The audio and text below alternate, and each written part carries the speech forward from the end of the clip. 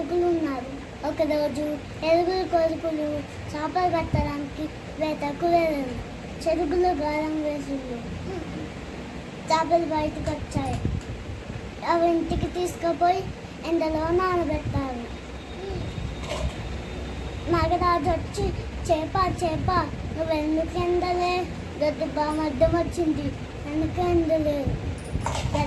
గడ్డిబాము నువ్వు చేప దగ్గరికి ఎందుకు వచ్చావు? నన్ను ఆవు తినలేదు. ఆవు గడ్డిని ఎందుకు తినలేదు? జీతగాడు నాకు గడ్డి వేయలేదు. జీతగద ఆవుకి ఎందుకు గడ్డి వేయలేదు?